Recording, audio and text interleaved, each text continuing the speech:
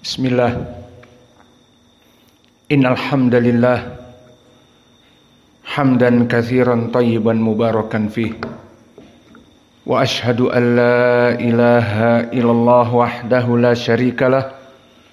Wa asyhadu anna Muhammadan abduhu wa rasuluh. Amma ba'd. Alhamdulillah fi hadzal yaum yaumul Ahad 16 Februari 2025 bertepatan dengan 17 dari bulan Sya'ban 1446 Hijriah. Alhamdulillah, Allah mudahkan bagi kita untuk bermajlis menuntut ilmu setelah melaksanakan salat yang wajib fajar berjamaah dan sebelumnya melaksanakan salat 2 rakaat. Maka ini adalah semuanya amal-amal yang Allah mudahkan kepada kita. Maka kita bersyukur kepada Allah dan patut menjaga kenikmatan ini agar Allah menambahnya menjadi over and over again, dan agar Allah tidak mencabut kenikmatan ini dari kita dan bahkan menjadikan azab dari kita. Sesuai ucapan Allah, la in syakartum la azidannakum wa la in kafartum inna adzabi lasyadid. Maka pada kesempatan di pagi yang cerah ini kita masuk kepada tafsir dari surat At-Tariq, dan sekarang kita masuk kepada ayat yang keempat. Maka kita masuk kepada ayat yang keempat. A'udzu billahi minasy syaithanir rajim min hamzihi wa nafthihi wa nafsihi. In kullu nafsin lamma 'alaiha hafiz. In kullu nafsin lamma 'alaiha hafiz. Maka di dalam ayat ini qiraah yang kita baca adalah qiraah dari Hafs an Asim, dan qiraah ini pun sama dibaca oleh Ibnu Amir Asy-Syami dan juga oleh para qurra yang lainnya, di mana di sana ada perbedaan qiraah seperti qiraah yang lainnya. Maka dibaca dalam keadaan tanpa tasdidul mim, maka tidak dibaca dengan lama biduni tasdid, maka dibaca tanpa tasdid. Maka kita baca in kullu nafsin lama 'alaiha hafiz. In kullu nafsin lama 'alaiha hafiz.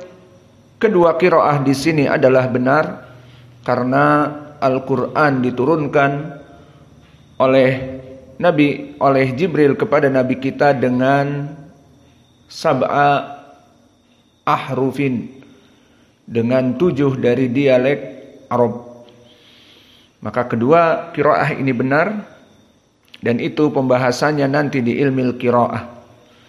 Adapun di pelajaran tafsir yang mengandung makna-makna padanya, maka sebelum kita menerjemahkan, kita mengi'rab terlebih dahulu agar kita memahami dalam menerjemah dengan baik dan benar. Maka in kullu, maka in di sini harfun nafi bimakna la. Maknanya adalah tidaklah. Kullu nafsin, maka kullu tadi harf nafi, kemudian kullu menjadi ism di awal jumlah. Maka i'rabnya jelas mubtada. Maka kullu mubtada marfu, dan alamatu raf'ihi-nya dengan ad-dhammah adh-dhahirah ala akhirih. In kullu. Dan kullu di sini dalam keadaan mudhaf, maka tidak boleh kullun tanwin karena dia mudhaf. Maka kullu mudhaf nafsin mudhafun ilaih. Majrur wa alamatu jarrihi al-kasrah adh-dhahirah ala akhirih. Maka di sini maknanya tidaklah kullu nafsin, semua dari yang bernyawa, lamma 'alaiha hafidh. Lalu apa lamma dengan tasdid dan lama tanpa tasdid? Maka dia adalah harfu istitsna. Maka lama bagi qiraah Hafs an Asim dan lama bagi qiraah Yaqub dan yang lainnya, maka di sini harfu istitsna dinamakan harf pengecualian, exception. Al-istitsna pengecualian. Maka maknanya dikecualikan. Alaiha, maka ala harfi jar dan domirha yang masuk kepadanya maka mabni ala as-sukun fi mahalli jarrin ismun majrur.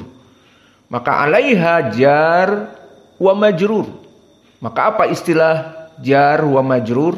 Maknanya jar dia harfu jar, wa majrur domir yang masuk, ism yang masuk setelahnya dinamakan majrur.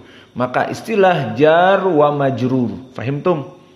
Maka alaiha jar wa majrur. Fi sabilillah misalnya. Jar wa majrur. Mana jarnya fi? Sabili majrurun bi fi. Dan dia mudhaf walafdul jalalah mudhafun ilaih misalnya. Maka sering mendengar wajar majrur dan jar serta yang majrur, itu dia maknanya di sini. Alaiha jar wa majrur. Maka hafidun di sini khobar dari mana? Mubtada yang terdahulu, wa huwa kullun. Maka hafidun khobar dalam keadaan marfu, dan nanti akan kita masuki setelah pembahasan af'al, pembahasan al-asma di matan al-ajrumiyah dan masuk kepada bab al-marfu'at. Kumpulan dari perkara-perkara yang marfu, diantaranya mubtada dan al-khobar. Itu mubtada dia marfu kalau dengan hamzah. Kalau dengan ain mubtadi' apa berarti? Dia majrur. Karena marfu maknanya diangkat. Maka jika mubtada diangkat jadi marfu. Kalau mubtadi' majrur, dia dihinakan oleh Allah dan Rasulnya. Maka hafidun khobar mubtada dari kullun. Maka dalam keadaan dhammah. Maka di sini kita bisa menerjemahkan dengan baik dan benar lama 'alaiha hafidh.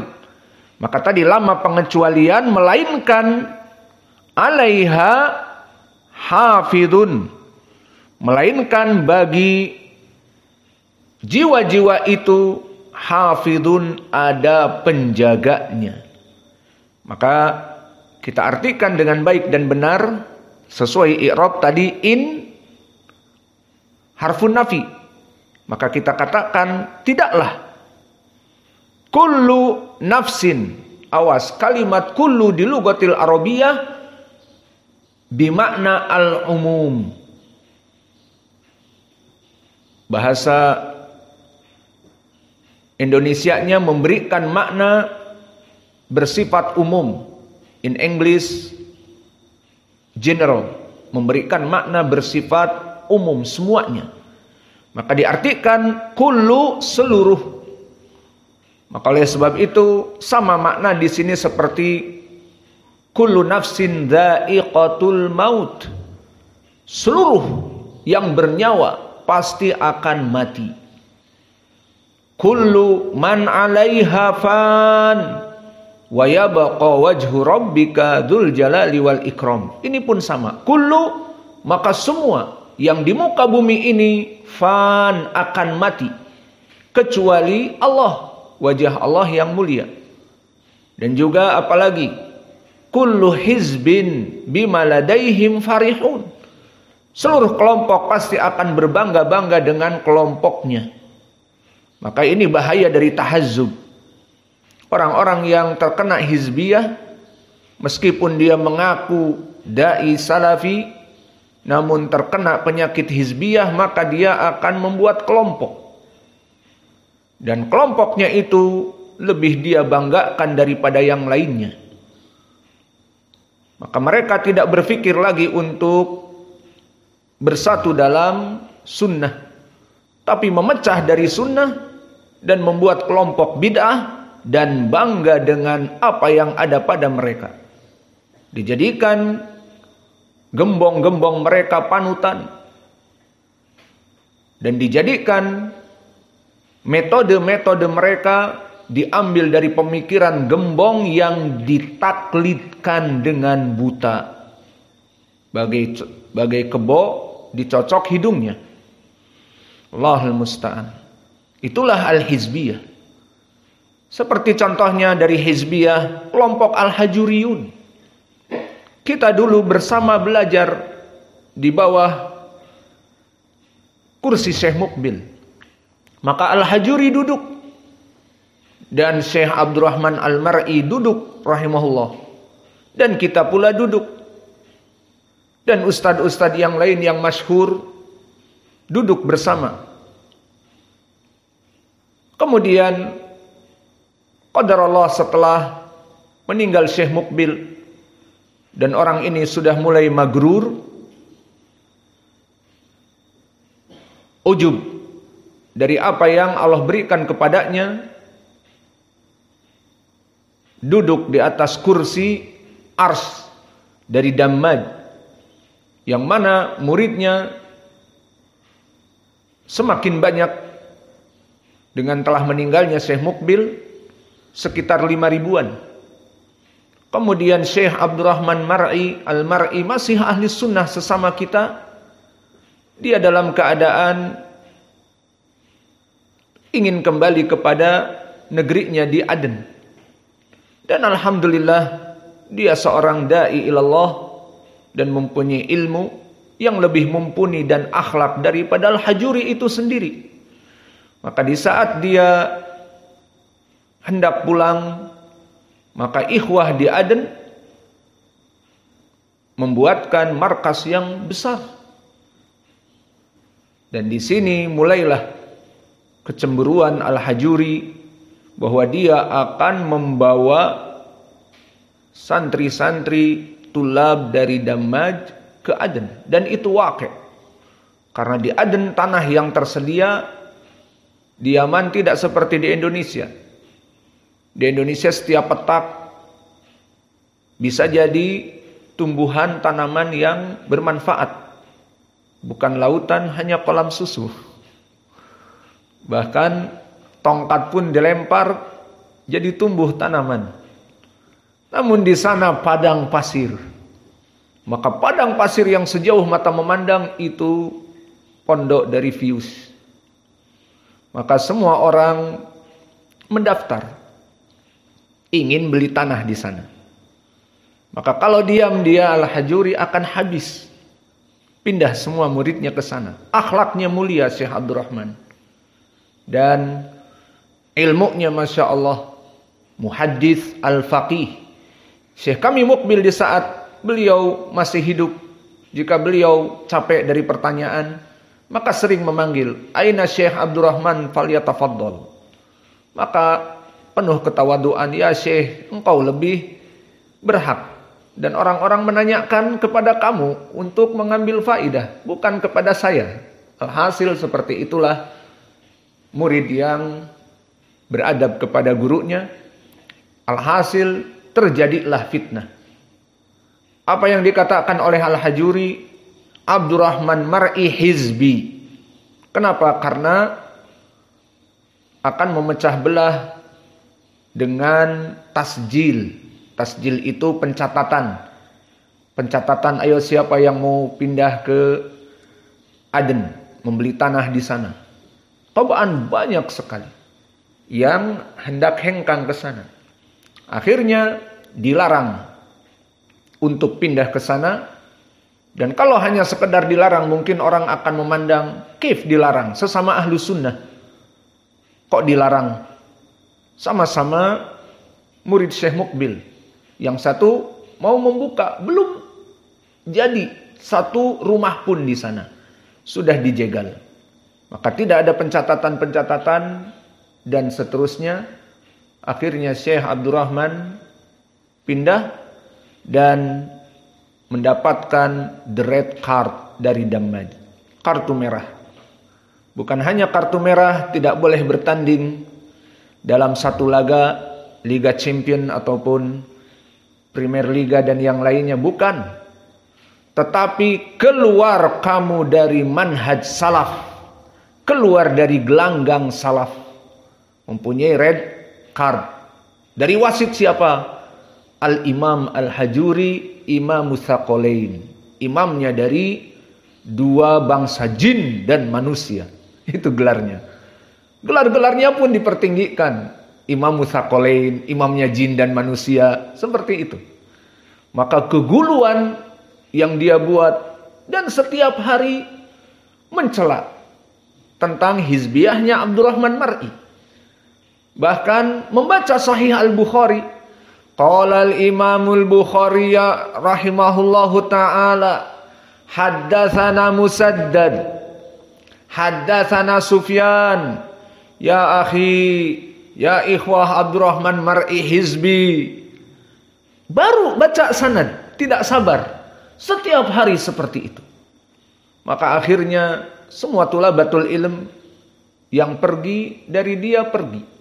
Dan mulailah setelah dia menghizbikan dari Syekh Abdurrahman dan pengikutnya, maka kita pun sama, disebut pengikutnya Abdurrahman Mar'i.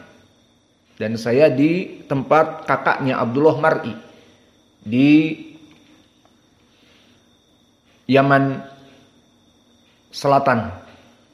Yang sekarang Syekh Abdullah Mar'i, kakaknya, sekarang menjabat menjadi mudir di sana, mengganti Syekh Abdurrahman yang dibunuh oleh Khawarij. Maka kesimpulannya, semua yang dengan Abdurrahman Mar'i hizbiyun, pengekor dari Abdurrahman Mar'i. Maka lihat, kelompok al-hizbiyah memecah belah dari persatuan kaum muslimin. Maka kalau ditanya, apa dalil kamu mengeluarkan manusia dari dairatus salaf? Kita semua salafi. Lah, kalian bukan salafi. Pertama, min ru'usih Abdurrahman Mar'i hizbi. Maka kalian pengikut hizbiyun. Kalian hizbiyun. Akhirnya kita tidak boleh untuk datang misalnya ke Dammaj. Dan bahkan orang-orang yang berada di Dammaj dan berpemikiran seperti Abdurrahman Mar'i. Apa pemikirannya? Kita sama ahli sunnah. Tidak mempunyai kebid'ahan. Kita menyatakan Allah di atas ars. Allah turun di sepertiga malam terakhir. Dan beriman kepada mizan. Dan kita beriman juga kepada haud telaga Nabi. Dan seterusnya. Sama. Tidak. Bagi mereka bahkan naik kepada derajat bid'ah. Mubtadi'. Dan itu kenyataannya. Akhirnya mereka tidak berbicara dengan kita semua. Diboykot. Maka inilah seperti tadi kami katakan, kullu hizbin bima ladaihim farihun. Maka akhirnya alhamdulillah setelah 7 tahun Hajuri menjadikan dirinya sebagai Imam Tsaqalain, dan apa yang diperbuat oleh dirinya penuh kedzaliman, dan akhirnya di sana ada hadis di mana semua ulama ahli sunnah dicela. Bahkan para ulama Saudiyah atau sebelumnya ulama di Yaman melaksanakan sulh di Ma'bar. Maka para ulama ahli sunnah berkumpul dan Hajuri datang. Maka Hajuri pulang dengan ucapan yang menghinakan para masyayikh bahwa resolusi itu adalah sulh, yakni kita semua ahli sunnah. Abdurrahman Al-Mar'i bukan hizbi. Maka dia pulang dan di majelisnya terus berkoar mencela Abdurrahman Mar'i, padahal sudah disepakati untuk saling diam. Maka di saat diingatkan kita telah mempunyai sulh, maka dia katakan bulfi, kencingi resolusi sulh itu. Maka terus seperti itu. Akhirnya 7 tahun para ulama Yaman dilecehkan. Akhirnya para ulama Yaman mempunyai ulama-ulama dari bapak-bapak mereka mengadu ke Syekh Rabi, mengadu ke Syekh Ahmad Ibnu Yahya An-Najmi yang soal jawabnya kita baca, mengadu kepada Syekh Ubaid, dan mengadu kepada para ulama yang ada yang lebih tua dan lebih senior. Maka mulailah di Yaman setelah 7 tahun diadakan resolution dan Yahya Al-Hajuri tidak mau lagi.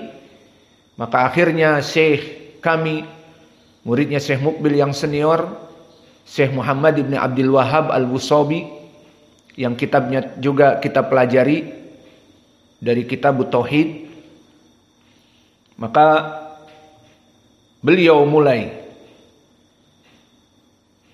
mentarget Al-Hajuri dengan usul bid'ah Yahya Ibnu Ali Al-Hajuri. Mulai dibicarakan Al-Hajuri mubtadi' dalun mudil. 7 tahun membuat kelompok baru dan menyesatkan, menghizbikan, membid'ahkan semua selain dari kelompok mereka. Dan itu wakil. Kita merasakan sempit dada. Semua ikhwah yang keluar dari Damaj, dan Damaj sekitar 5.000 pada saat itu. Maka semuanya mentahdir kita. Semua yang keluar dari Damaj mentahdir kita yang mengikuti Al-Hajuri di mana-mana, di seantero Yaman. Dan bahkan yang pulang dari Yaman mentahdir orang-orang yang ada di sini. Semuanya dianggap mubtadi'. Maka Allah Jalla wa'ala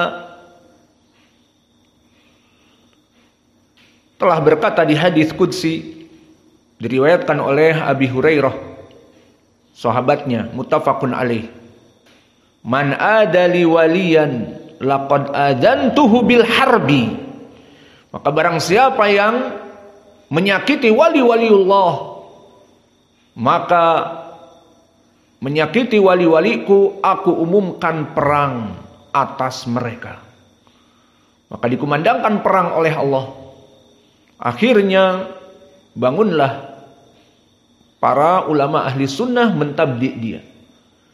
Maka Syekh Rabi pun mentabdi' di dalam risalah-risalahnya yang banyak.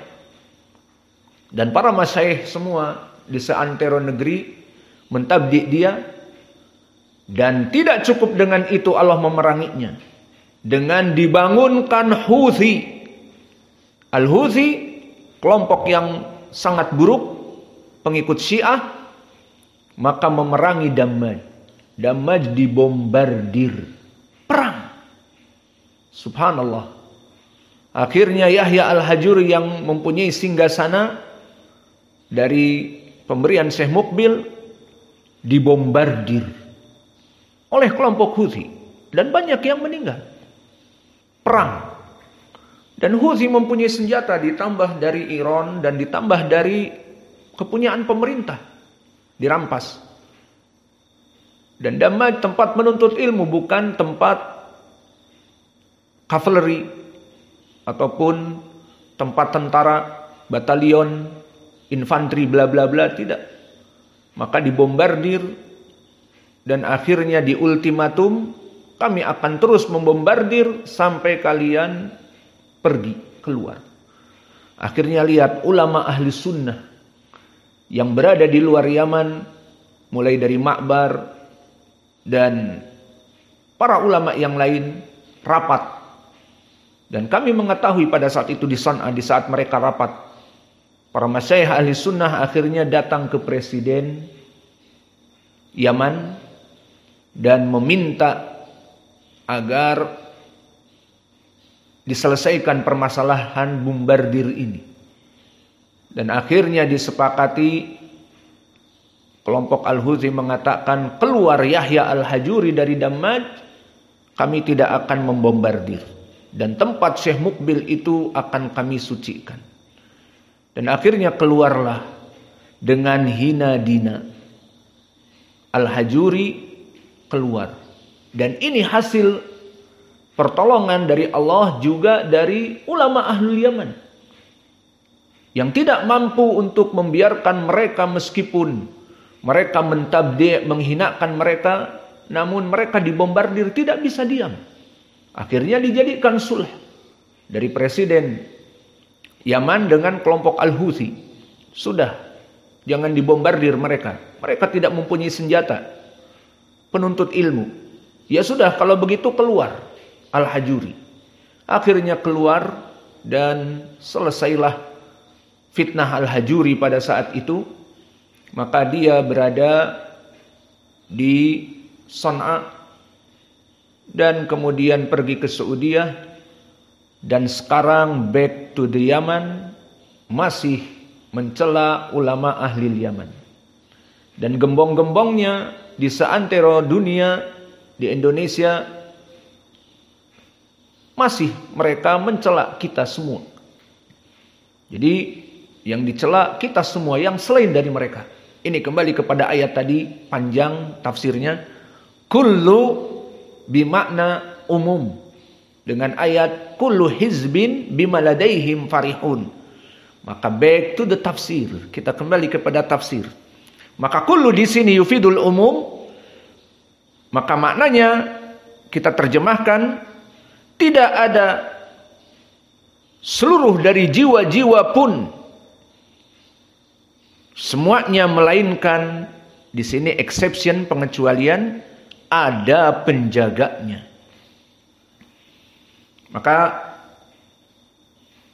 disebutkan oleh para ulama, tadi terjadi ikhtilaf dari qiraah, maka dibaca oleh kelompok ahli Madinah seperti Abu Ja'far,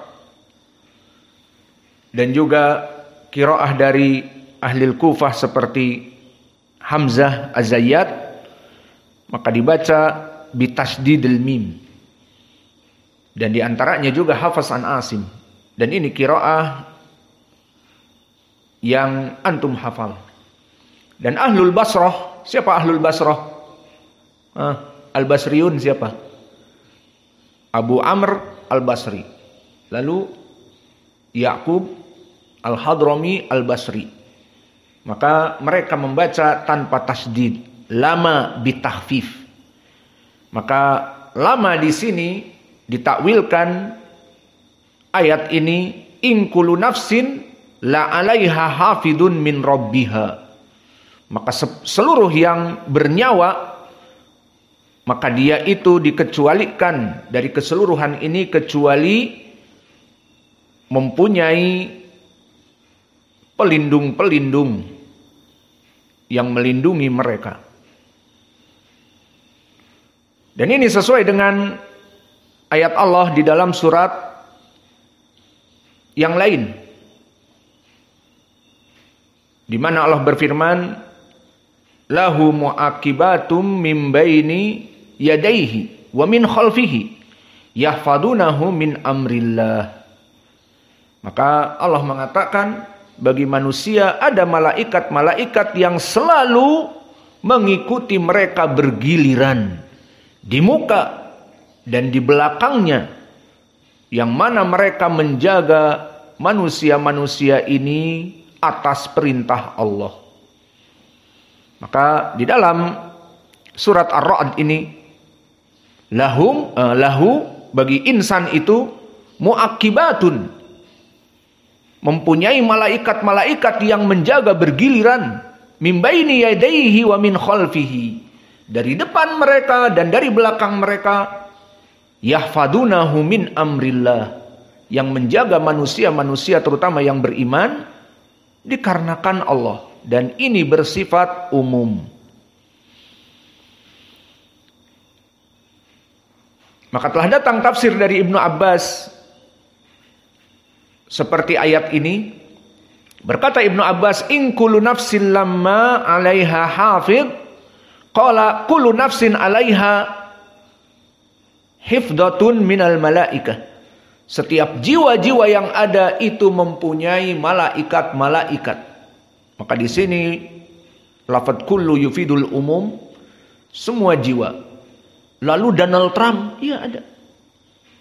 Lalu para masyayikh ahli sunnah, iya ada yang menjaganya. Orang-orang kafir musyrik, Netanyahu, ada juga yang menjaganya. Yufidul umum. Maka berkata Ibnu Abbas tadi dengan sanad yang mahaluh. Kita tanya, indak ya Uwais, ada bapaknya apa tidak? Oh, tidak ada. Sanadnya haddatsani Muhammad bin Sa'ad, haddatsani abi, haddatsani ammi, qala haddatsani abi an abihi an Ibni Abbas. Bagaimana sanad kepada Ibnu Abbas dari sanad yang kami baca ini? Mahaluh, sahih au dhaif au hasan?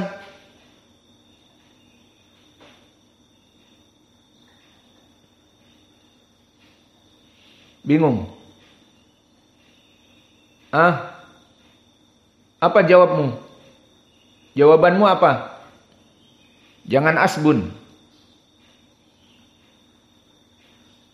Kita berpindah kepada Rafiq. Hendak ya Ucok, jawab.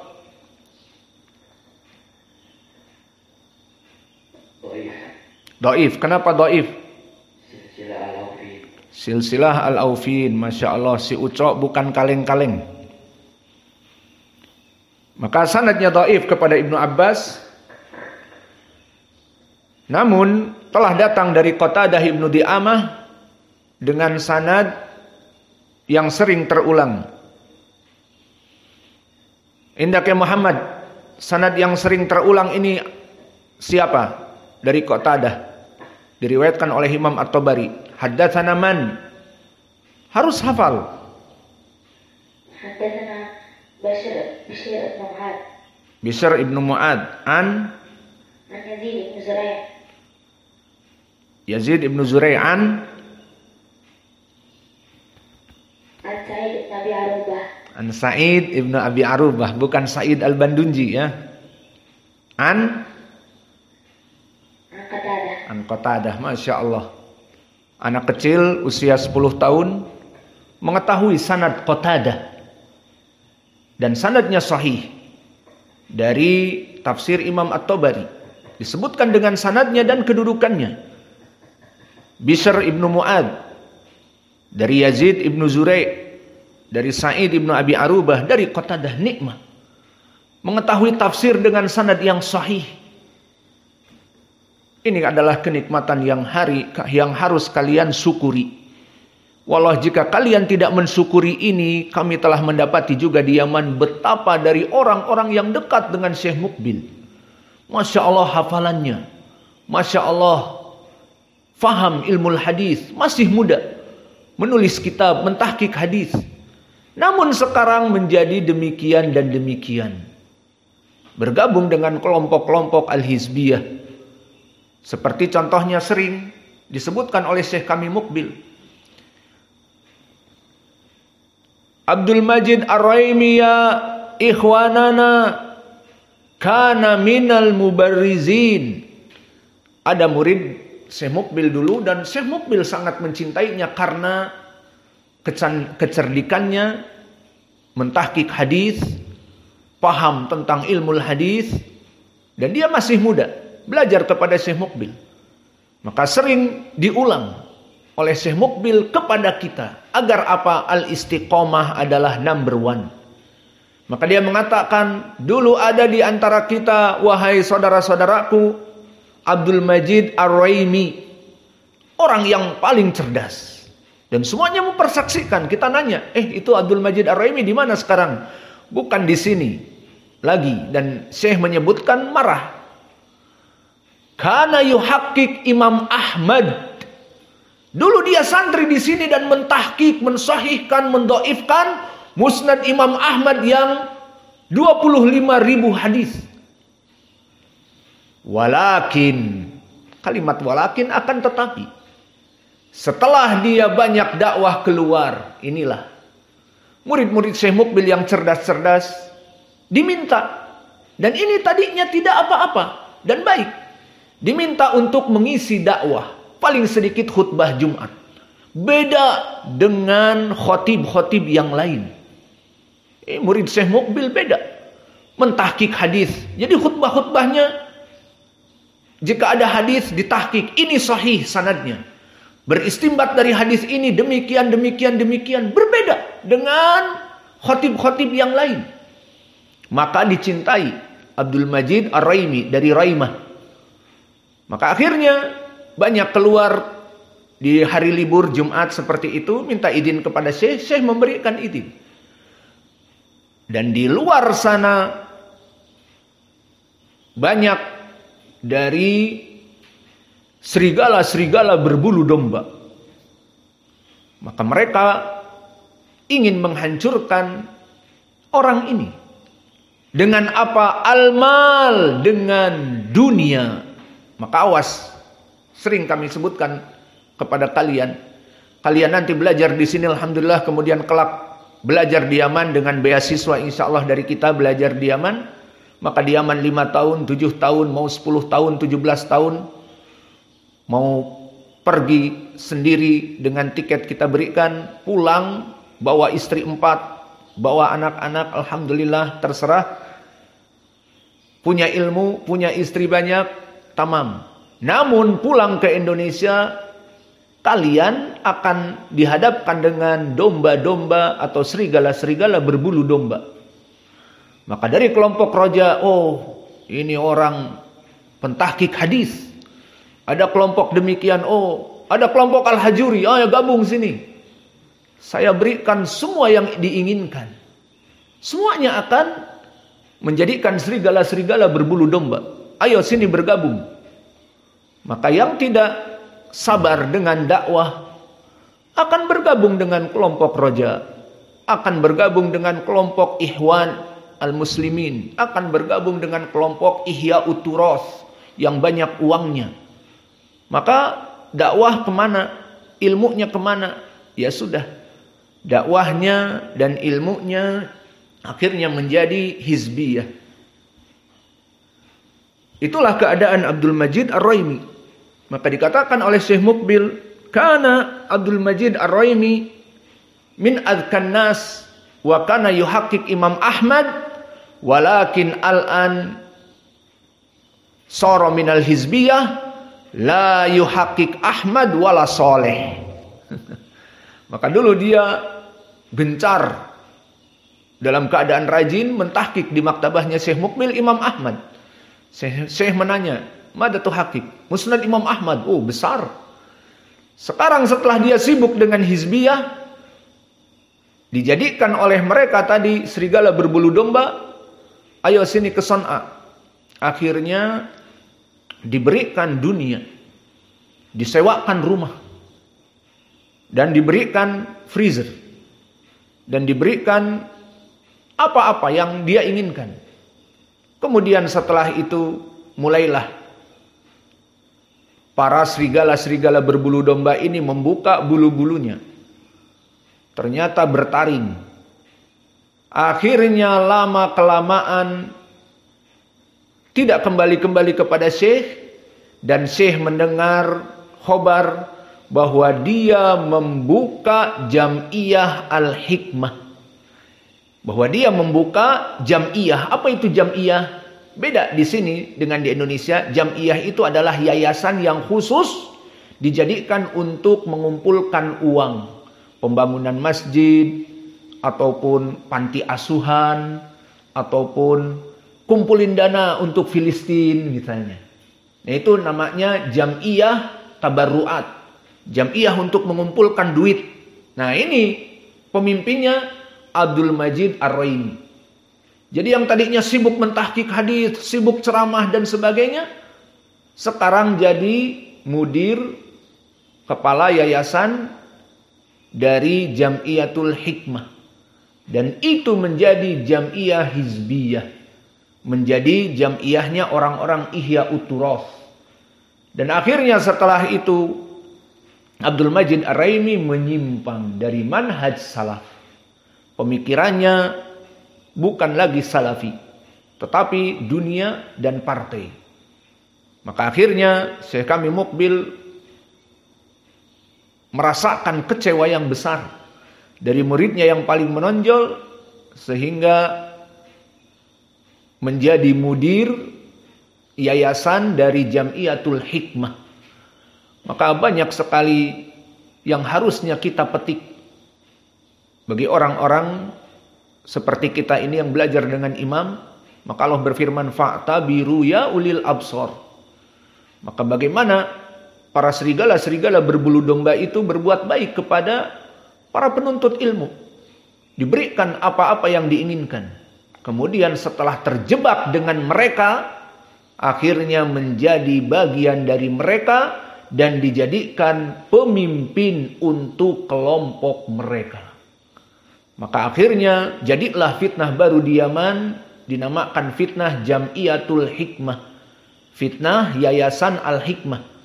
Dan itu memusuhi dakwah Syekh kami Mukbil, yang mana mereka berdakwah kepada Hizbiyah dan kepada Partai Al-Islah, mempunyai Partai Al-Islah. Allahul Musta'an. Maka ini min bab kami menjelaskan kepada kalian bahwa permasalahan tadi, mengetahui mengetahui ilmu sanad tadi, seperti yang dibacakan oleh saudara kita yang berusia 10 tahun, awas, bukan menjadi poin. Jangan ujub kamu, fahim? Terus istiqomah, terus menuntut ilmu. Jangan bangga dari apa yang kami sebutkan. Terus gantungkan cita-citamu setinggi langit. Gantungkan cita-citamu di As-Suraya. Apa Suraya? At-Tariq ini. Ayat yang kita baca. Maka jangan, aku sudah pintar, aku sudah ini, malas. Tidak. Gantungkan cita-citamu setinggi bintang kejora di langit. Dan ini tidak menjadi poin bahwa kamu akan selamat dari fitnah dan kamu akan istiqomah, tidak. Maka berapa dari murid-murid yang nanti kita ketahui sulit untuk menghafal, sulit untuk membaca hadis, sulit untuk membaca Al-Quran, namun Allah memberikan kepadanya taufik, Allah memberikan kepadanya terus istiqomah.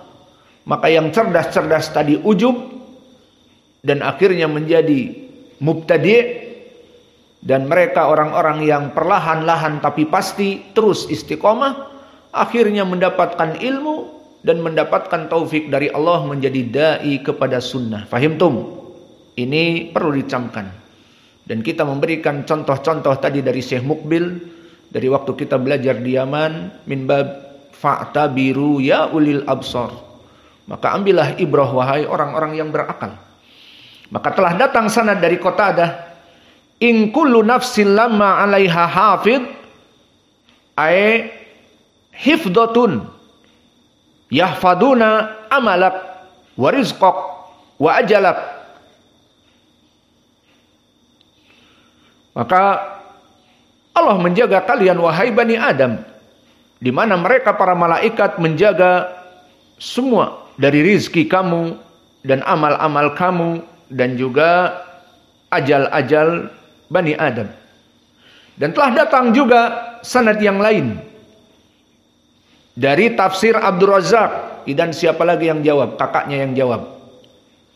Indak ya Hudzaifah. Tafsir Abdul Razak daiman kepada Qatadah dengan sanad siapa? Tafsir Abdul Razak berbeda dengan At-Tabari. Dari jalan siapa? Suf. Tafsir Abdul Razak ya akhi, farq ma'a tafsir At-Tabari. Sering kita bacakan Abdul Razak Muhammad As-San'ani an Ma'mar Ahsan, Masya Allah. Mengetahui tafsir Qatadah dari kitab tafsir Abdul Razak. Abdul Razak imam dari Son'a, yang mana dia bintang kejoraknya muhaddits Son'a. Di Son'a, ibu kota Yaman. Abdul Razak dia hidup di tabaqah yang ke-9 maknanya dia itba'u tabi'in yang paling kecil. Maka dia termasuk dari gurunya Imam Ahmad yang sudah bukan dari kurun al-mufaddalah. Imam Ahmad keluar dari itba'u tabi'in. Maka itba'u tabi'in masih dipegang oleh Abdul Razak ini. Maka dia hidup di zaman Imam Asy-Syafi'i, masih itba'u tabi'in juga yang kecil. Maka keutamaan dari Abdul Razak Ibnu Hammam As-San'ani, selain dia the last itba'u tabi'in yang terakhir, juga dia bintang kejoraknya Ahlul Yaman. Pada zaman itu orang-orang berbondong-bondong ke Son'a, ke ibu kota Yaman, untuk mengambil ilmu dari Abdul Razak. Dan telah datang kepadanya a'immatud dunya. Telah datang kepada Abdul Razak ke Son'a imam-imam dunia. Di antaranya gurunya Imam Al-Bukhari Ali Ibnul Madini yang digelari dengan Hayatul Wadi, the rattlesnake, ular derik padang pasir. Datang ke sana. Dan begitupun Imam Ahmad beserta teman dekatnya Ishaq Ibnu Rahawih. Dari mana mereka datang? Dari Irak. Kalian tahu dari mana Irak? Di mana Irak? Di mana Yaman? Maka kalian harus membuka peta-peta dari negeri Arab agar mengetahui bagaimana zaman dulu para sahabat rihlah. Jangan membuat atau melihat peta Indonesia, peta Malaysia, peta Sumatera, bagaimana jarak Sumatera ke Kuala Lumpur dekat dan seterusnya. Tidak. Kalian buka peta di mana Irak. Imam Ahmad dulu dari Irak belajar kepada Abdul Razak di Son'a Yaman. Maka Yaman di bawah Saudiyah, di selatan, dan Irak di atasnya Saudiyah. Perjalanan long time. Perjalanan yang far away, sangat jauh. Yang mana Imam Ahmad masyhur dari perjalanan yang panjang ini disebutkan dengan syair. Siapa yang ingat? Iqra. Apa kata Imam Ahmad? Ma fi saut.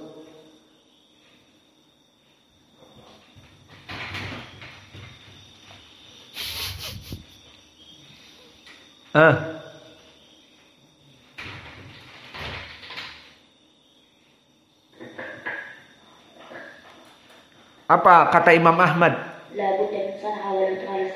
Hasan. Imam Ahmad masyhur dengan ucapannya, la budda min Son'a walau tolas safar.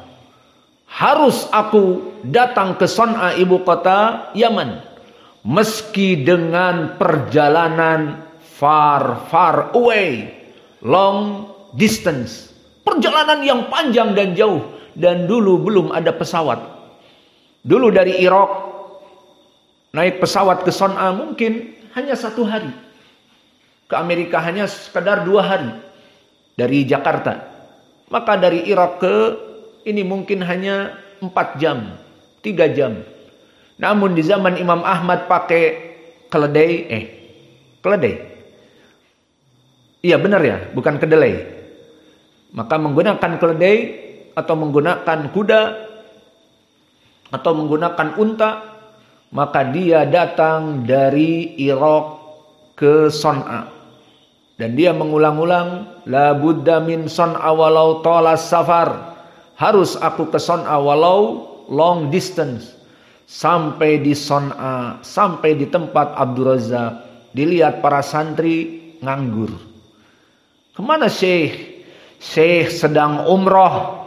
Ya Allah, sudah jauh-jauh berbulan-bulan perjalanan datang ke Son'a, Syekh sedang umroh. Dan umrohnya juga bukan di zaman now. Di zaman now naik pesawat umroh. Hanya umroh paket kebanyakan, paket-paket umroh 2 pekan. Maka di sini umrohnya bisa berbulan-bulan. Allahul musta'an.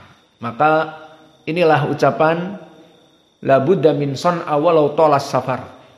Maka datang juga kepada dia selain dari imam yang kami sebutkan tadi, Abu Hatim dan Abu Zur'ah Ar-Razian, datang kepada Imam Ahmad untuk menuntut ilmu. Maka Imam Ahmad dan yang lainnya semuanya menuntut ilmu ke Abdul Razak Ibnu Hammam As-San'ani, imam muhaddis di zamannya. Maka akhirnya mereka menjadi imam-imam yang besar karena pengorbanan waktu mereka dan juga mengorbankan perjalanan yang panjang. Allah mengangkat derajat-derajat mereka menjadi imam-imam ahli sunnah. Maka ingin menjadi kalian dai ahli sunnah tidak mudah. Maka Yahya Ibnu Abi Katsir mengatakan apa? Siapa yang ingat ucapan Yahya Ibnu Abi Katsir?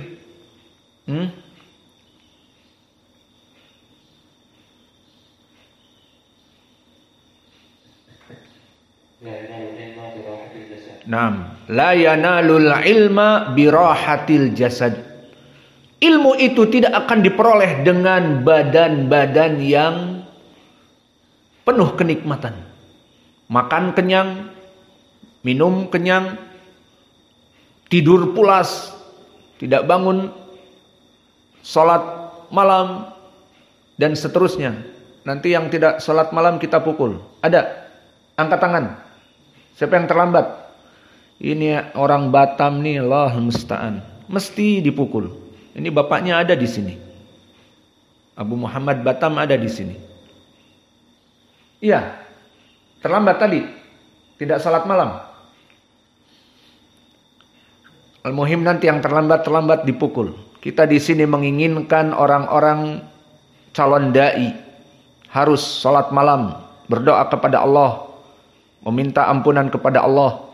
Bukan pandai membaca hadis, pandai qiraah Quran, namun malas salat malam. Tidak ada di sini seperti itu. Maka Abdul Razak Ibnu Hammam As-San'ani meriwayatkan dari Ma'mar. Siapa? Ibnu Rashid Al-Azdi dari Qatadah. Berkata Qatadah, in kullu nafsin lamma 'alaiha hafid qala qarinuhu yahfadu amaluhu. Maka qarinuhu yang diinginkan malaikat-malaikat, dia menjaga dari amal-amal perbuatannya. Maka ini dari tafsir ayat yang keempat. Dan kita masuk kepada tafsir yang kelima. Atau ilmu qiraah sekarang. Mau ilmu qiraah? Kemarin kalian sudah malas tidak mau qiraah. Sekarang ilmu qiraah ayo. Ini di sini gurunya yang menyuapi. Murid-muridnya harus rajin. Ta'alu.